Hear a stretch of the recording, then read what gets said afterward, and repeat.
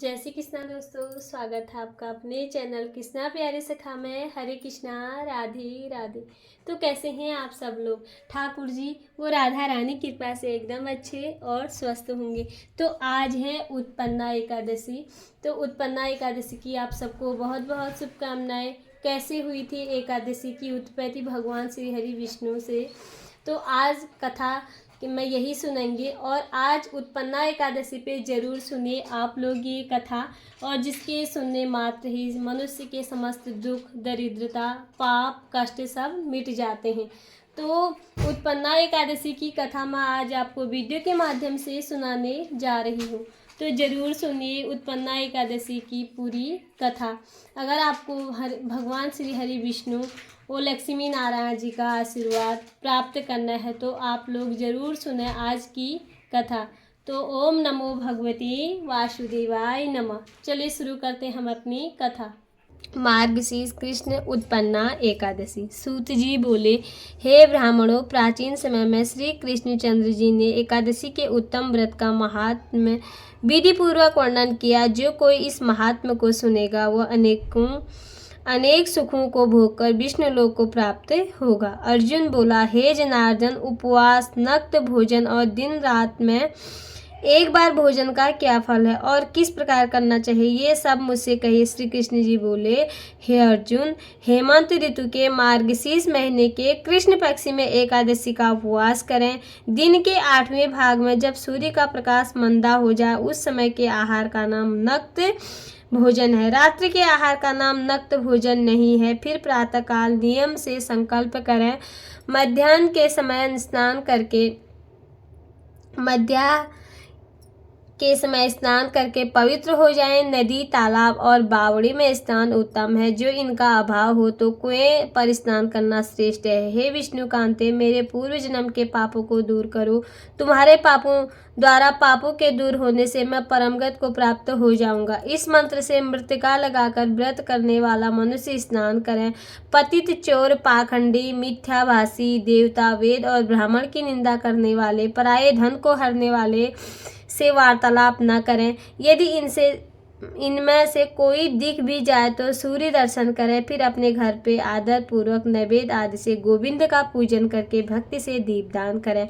उस दिन खाट पर शयन और करने वाला भक्ति सहित चित्त से रात में जागरण करके ब्राह्मणों को दक्षिणा देकर प्रणाम करके क्षमा मांगे। धर्मात्मा मनुष्यों को शुक्ल और कृष्णा पक्षी दोनों पक्षों की एकादशियों एक ही समझनी चाहिए। हे अर्जुन, इन दोनों एकादशियों में अंतर ना समझना चाहिए। इस प्रकार जो व्रत करता है उसका फल सुनिए। शंखोद्वार क्षेत्र में स्नान करके गदाधर देव का दर्शन करके जो फल प्राप्त होता है वो एकादशी के उपवास के 16 भाग के बराबर भी नहीं है। हे अर्जुन, संक्रांति में दान करने से 4 लक्ष्य गुणा फल विशेष होता है। कुरुक्षेत्र में सूर्य चंद्र के ग्रहण में स्नान करने से, अश्वमेध यज्ञ करने से जो फल मिलता है उससे 100 गुना फल एकादशी के उपवास से प्राप्त होता है। जिसके घर पर 1 लाख तपस्वी नित्य भोजन करते हैं उनका 60,000 वर्ष में जो सहाय होता है वो एकादशी का उपवास करने से होता है। वेद पढ़े हुए ब्राह्मणों को 1000 गोदान में देने से जो फल प्राप्त होता है उससे 10 गुना अधिक फल एकादशी के उपवास करने वालों को होता है। नित्य 10 उत्तम ब्राह्मणों को भोजन कराने से जो पुण्य होता है उससे 1000 गुना फल कन्यादान से कहा गया है। उससे 10 गुना फल भूखे को अन्न देने से होता है। हे कुंती पुत्र, अन्नदान में स्वर्ग से रहते हुए पितर और देवता तृप्त हो जाते हैं। एकादशी के व्रत के पुण्य की सीमा नहीं है।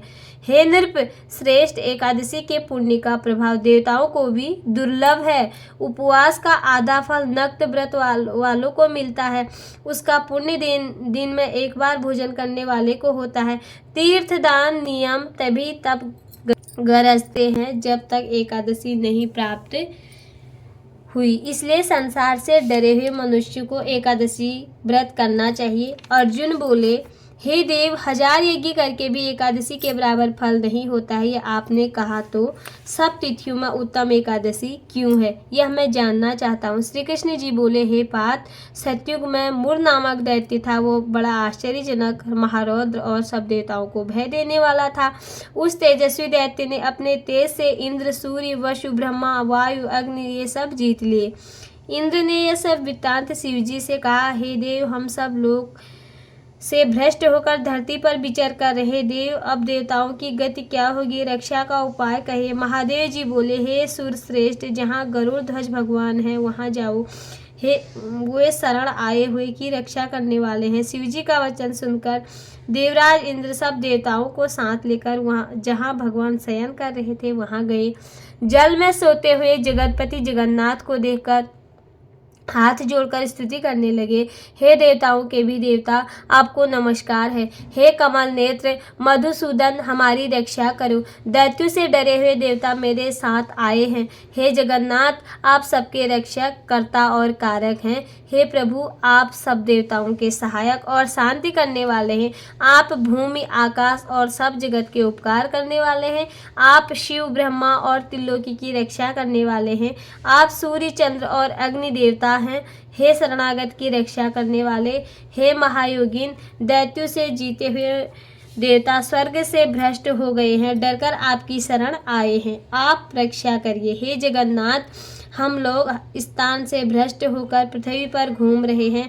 इंद्र का वचन सुनकर भगवान विष्णु बोले, कौन सा मायावी दैत्य है जिसने देवता जीत लिए हैं। प्राचीन काल में ब्रह्मा वंश देवता को पीड़ित करने वाला भयंकर नामक दैत्य पैदा हुआ। उसका प्रसिद्ध बलवान मुर नामक पुत्र है। चंद्रावती नाम की बड़ी नगरी उसकी राजधानी है। उसमें रहते हुए उस बलवान दुष्ट ने संसार को जीतकर देवताओं को अपने वश में करके स्वर्ग से हटा दिया है। इंद्र, अग्नि, यम, पवन, ईश, चंद्रमा, तृप्त, वरुण, इनके स्थानों पर वह आप ही बैठ गया है। सूर्य बनकर स्वयं ही प्रकाश करता है। हे विष्णु, वह स्वयं ही मेघ बनकर गया। देवता उसको जीत नहीं सकते। उस दैत्य को मारकर देवताओं की विजय कराइए। इंद्र का वचन सुनकर भगवान कुपित होकर बोले, हे महादेवराज, तुम्हारे उस बलवान शत्रु को मैं मारूंगा। तब देवताओं ने हजारों दिव्य अस्त्रों से युक्त असंख्य दैत्यों से संग हुए मूर दैत्य को देखा। बलवान असुरों ने देवताओं को मारा हुए संग्राम में छोड़कर 10 दिशाओं में दौड़ने लगे। फिर युद्ध में भगवान को उपस्थित देखकर कुपित होकर अनेक शस्त्र लेकर दौड़े। शंख, चक्र, गदा धारण करने वाले भगवान ने उन असुरों को अपनी तरफ दौड़ते हुए देखकर सर्प के समान बाण से उनके देह घायल कर दे। भगवान के हाथ सैकड़ों दैत्य मारे गए। अकेला मूर दैत्य वहां खड़ा होकर बार बार लड़ता रहा। जब भगवान अस्त्र शस्त्रों के प्रहार से उसको न जीत सके तो कुपित होकर दैत्य अपनी परिघा के समान भुजाओं से लड़ने लगा। उसने देवताओं से 1000 वर्ष तक बाहु युद्ध किया। इससे उसमें थककर भगवान बद्रिकाश्रम को पधारे। वहां हेमवती नाम की शोभायमान गुफा में महायोगी संसार के पालन करने वाले भगवान शयन करने को चले गए। हे पांडुनंदन, मैं उस महायुद्ध से थक गया था। वह दैत्य उस गुफा में मेरे पीछे लगा हुआ चला आया। मुझको वहां सोता हुआ देखकर वह दैत्य मन में सोचने लगा कि दैत्य को मारने वाले इस हरि को मैं मारूंगा। उस दुर्बुद्धि के ऐसे विचार को समझकर मेरी देह से एक प्रकाशमान कन्या उत्पन्न हुई। दिव्य शास्त्रों को लेकर वह देवी युद्ध के लिए उपस्थित हो गई। उस मूर दैत्य ने देवी को देखा। उस देवी ने दैत्य को युद्ध में ललकारा। तब वह दैत्यराज उस कन्या से युद्ध करने लगा। फिर उन महादेवी ने शीघ्रता से उस बलि दैत्य के शस्त्रों को तोड़कर क्षण भर में रथ नष्ट कर दिया। फिर वह भुजाओं से युद्ध करने को बड़ा बल करके दौड़ा। देवी ने उसके हृदय में लात मारकर उसको पटक दिया। वह फिर उठकर कन्या को मारने की इच्छा से दौड़ा। देवी कुपित होकर आते हुए उस दैत्य को सिर काटकर क्षण भर में पृथ्वी पर गिरा दिया।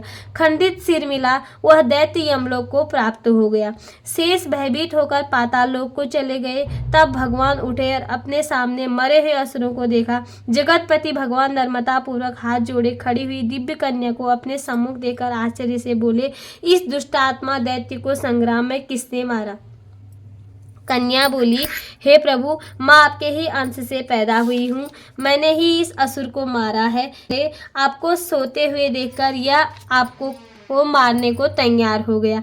इस त्रिलोकी के कंटक का ऐसा विचार, उस दुष्ट दैत्य को मैंने मार दिया और देवताओं को निर्भय कर दिया। सब शत्रु को भय करने वाली मैं आपकी प्रबल शक्ति हूँ। त्रिलोकी की रक्षा करने के लिए भय देने वाले इस दैत्य को मैंने मारा है। श्री भगवान बोले, हे अनघे, इस दैत्य को मारने में मैं तुमसे प्रसन्न हूँ। देवता हष्ट पुष्ट हो गए और देवताओं पर जो तुमने उपकार किया है उसमें तीनों लोक में आनंद हो गया है। मैं तुम्ही से प्रसन्न हूँ। मैं ऐसा वरदान दूंगा जो देवताओं को भी दुर्लभ है। कन्या बोली, हे देव, यदि आप मुझसे प्रसन्न हैं और आप मुझको वरदान देना चाहते हैं तो वरदान दें, जिससे मेरा व्रत करने वाले मनुष्य को महान पाप से भी छुड़ा दूं।